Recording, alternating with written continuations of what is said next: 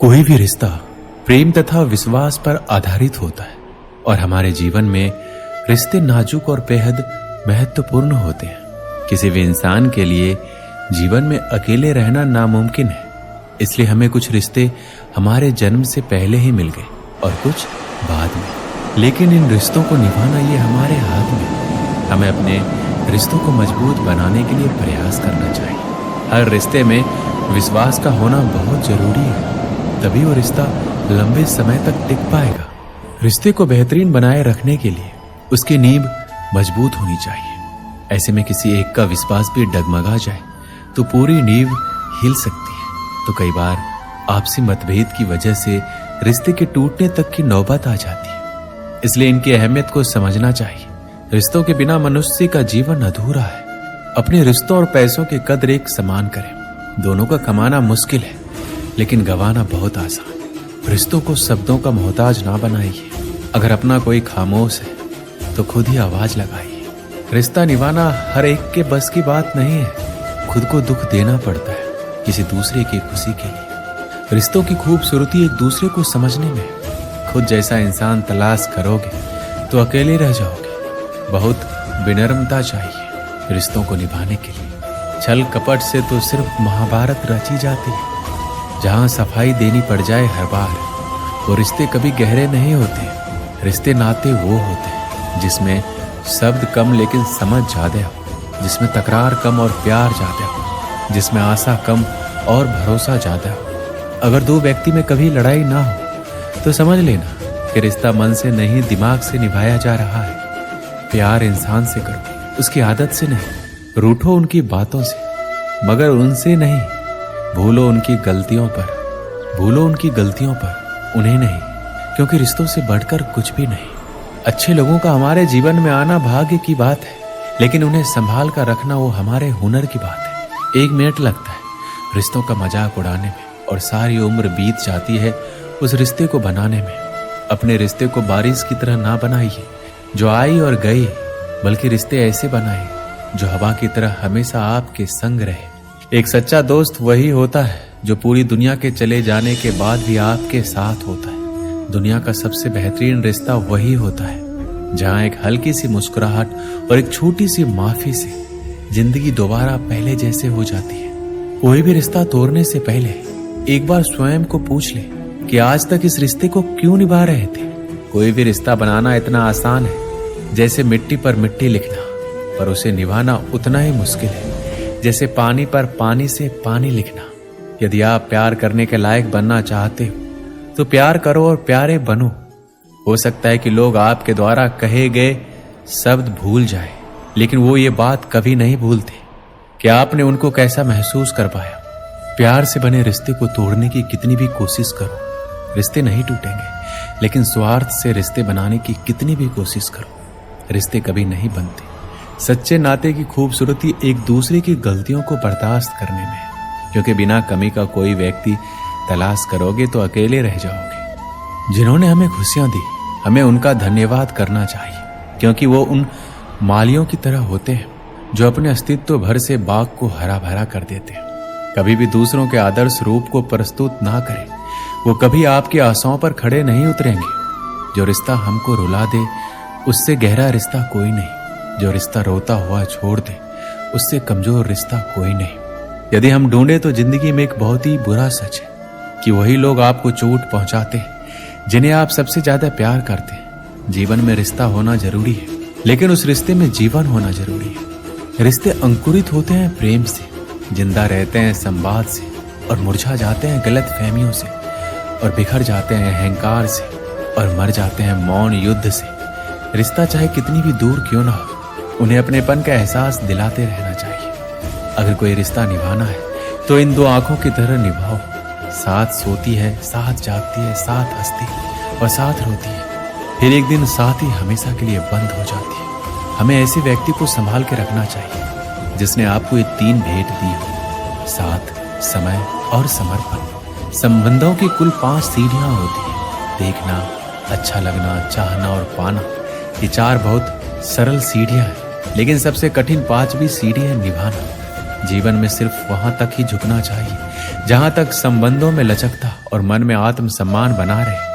हर इंसान के साथ इतनी खूबसूरती से रिश्ता निभाओ कि लोग आपको खोने से डरे। आप लोगों को खोने से नहीं। रिश्ते और पतंग जितनी ऊंचाई पर होते हैं, काटने वालों की संख्या उतनी अधिक होती है।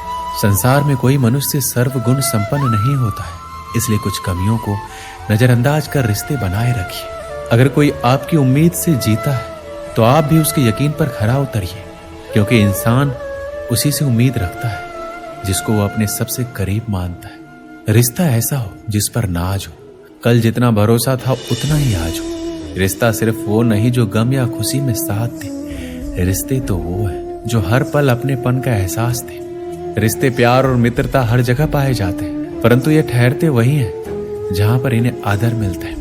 कई बार तबीयत दवा लेने से नहीं, हाल पूछने से भी ठीक हो जाती है। माफी मांगने का ये मतलब नहीं होता है कि हम गलत हैं या सामने वाला सही है। इसका मतलब ये है कि हम रिश्तों को अपने अहंकार से ज्यादा महत्व देते हैं। बिना कहे सब कुछ कह जाते हैं, बिना कसूर के जो सब कुछ सह जाते हैं, दूर रहकर भी अपना फर्ज निभाते हैं, वही रिश्ते सच में अपने कहलाते हैं। सिर्फ दुनिया के सामने जीतने वाला ही विजेता नहीं होता, किन रिश्तों के सामने कब और कहां पर हारना है कि जानने वाला भी विजेता होता है। अपने वो नहीं होते हैं जो आपके रोने पर आपके काम आए, अपने वो होते हैं जो आपको रोने ही ना दे। आप दुनिया से लड़ लेना, लेकिन कभी भी अपनों से नहीं लड़ना, क्योंकि अपनों के साथ आपको जीतना नहीं है बल्कि उनके साथ जीना है। जीवन का एक कड़वा सच ये भी है कि आप किसी के लिए तब तक खास है जब तक उसको आपसे बेहतर कोई और नहीं मिल जाता है। जो माफी मांगते हैं वो ये साबित नहीं करते कि वो गलत थे, आप सही, बल्कि उनमें रिश्तों की निभाने की काबिलियत आपसे ज्यादा है। आपकी खुशियों में बस वही लोग शामिल होंगे जिन्हें आप चाहते हो, लेकिन आपके दुख में वही लोग शामिल होंगे जो आपको चाहते हैं। जीवन में एक बात हमेशा याद रखना, अगर अपनों को करीब रखना है तो खामोश रहो, और अगर अपनों को दिल के करीब रखना है तो उनकी कोई बात दिल पर मत लो। जब कोई भी समय मिले तो अपने दिल की बात अपनों से कह दो। बहुत दिनों तक खामोश रिश्ते ज्यादा दिनों तक जिंदा नहीं रहते। जीवन में वही रिश्ता सफल होता है जो दुनिया की मजबूरियों से ज्यादा अपने दिल के जज्बातों की परवाह करता है। जब इंसान सफलता की ऊंचाइयों पर होता है तो अपने आप को भूल जाता है, और जब बर्बादी की कगार पर होता है तो अपने उसे बुला देते हैं। एक समय की बात है, एक गांव में दो भाई रहा करते थे।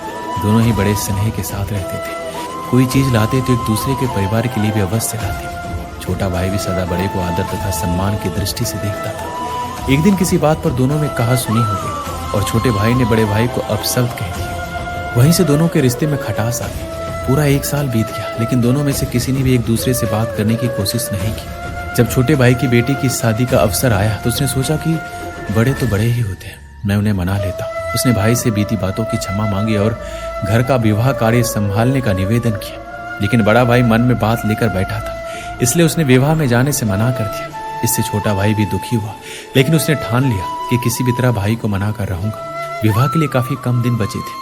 छोटे भाई के प्रयास लगातार जारी थे। एक दिन एक रिश्तेदार ने छोटे को बताया कि तुम्हारा बड़ा भाई रोज एक महाराज जी के सत्संग सुनने जाता है, उनकी सारी बातें वो मानता है। इसके बाद छोटा भाई उन संत के पास पहुंचा और पिछली सारी बात बताते हुए अपनी गलती के लिए क्षमा याचना की और पश्चाताप व्यक्त किया। उसने संत से निवेदन किया कि आप मेरी बेटी के विवाह में मेरे बड़े भाई को आने के लिए राजी कर दें। दूसरे दिन जब बड़ा भाई सत्संग में गया तो संत ने उससे पूछा, क्यों, तुम्हारे भाई के यहाँ कन्या का विवाह है क्या? तुम क्या काम संभाल रहे हो?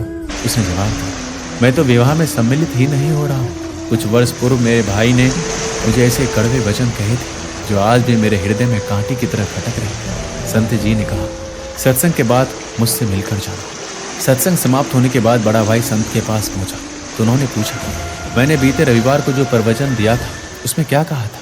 कुछ देर सोचने के बाद वह हाथ जोड़कर बोला, माफी चाहता हूँ, मुझे कुछ याद नहीं आ रहा। संत ने कहा, देखो, मेरी बताई हुई अच्छी बातें जो तुम्हें 8 दिन भी याद नहीं रही, और छोटे भाई के कड़वे बोल जो 1 वर्ष पहले कहे गए थे वो तुम्हें आज भी हृदय में चुभ रहे हैं। जब तुम अच्छी बातों को याद नहीं रख सकते तो उन्हें जीवन में कैसे उतारोगे? अगर जीवन नहीं सुधरा तब सत्संग में आने का लाभ ही क्या है? इसलिए यहाँ मत आया कर। ये सुनकर बड़े भाई की आंखें खुल गई और उसने आत्मचिंतन कर स्वीकार किया कि वास्तव में हम सब कड़वे शब्दों को दिल में बसाकर गांठ बांध लेते हैं। जीवन भर उसे सोचकर अपने जीवन में दूसरों के प्रति नफरत बढ़ाते जाते हैं, लेकिन बात करके उसे सुलझाने का प्रयास नहीं करते, क्योंकि हमारा अहंकार हम पर हावी होता है। इसके बाद बड़े भाई ने संत से भूल की क्षमा मांगी और अपने भाई को माफ कर दिया। दोस्तों, इस वीडियो में बस इतना ही। मिलते हैं अगली वीडियो में। अपना ख्याल रखिएगा। जय श्री कृष्ण।